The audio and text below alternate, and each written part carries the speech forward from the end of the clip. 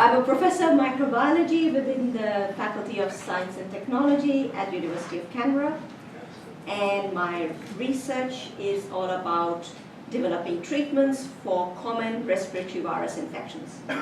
One of the viruses we work with is respiratory syncytial virus, or RSV. What does RSV do? It infects very young children in whom it can cause serious bronchiolitis, which later in life can cause asthma. It also causes severe disease in the elderly and causing fatal pneumonia and killing more people every year than influenza. Very important, nasty virus. Our approach towards achieving our objective is drug repurposing. Now, drug repurposing is not new, right? It's been around for ages. However, till recently, it's been mostly repurposing by chance. An example is the story of Viagra, a drug that was developed for treatment of angina, but known better for its side effect. Yes, it treats erectile dysfunction. And as it says in the cartoon here, not all side effects are bad.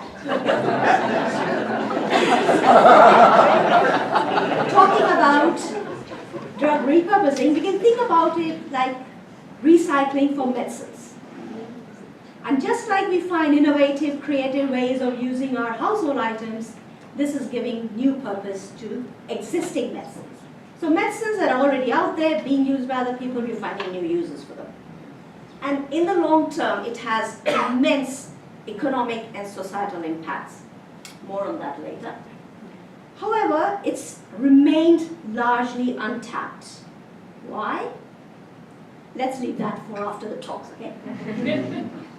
What we are doing is using cutting-edge molecular technologies to take the serendipity and chance out of drug repurposing. So we are doing a very focused search for the right drug to target our virus of interest. Why are we doing this? Well, development of one medicine, any one medicine, takes a long time. It's a very long, tortuous road with thousands of drugs failing along the way. It takes about 20 years and up to 3 billion, yes, 3 billion Australian dollars to bring one medicine to the clinic. Okay? So very expensive, very long. By drug repurposing, we can shortcut through the process, get impact within 3 years, and it doesn't cost us much because we already know the safety of those medicines. We don't have to run the safety trials. And remember, safety trials are the biggest hurdle for any new medicine. As you would have understood, this has huge advantages. Repurposed medicines have a very high success rate, they are safe, they are very quick to the clinic, and they cost a lot less than our traditional process. But they depend on the fact that the traditional process has taken place. I won't talk about that now, we just stick to it. So, what are we doing? Remember RSV? When RSV infects our lungs, it infects the cells in our lungs, and there's this whole series of complex interactions that happens in the cell, which culminates in lots of new viruses that go out. These new viruses then infect other cells in the lung or get transmitted to other people. We have found that by inhibiting one reaction, we can stop RSV in its tracks, limiting the virus infection.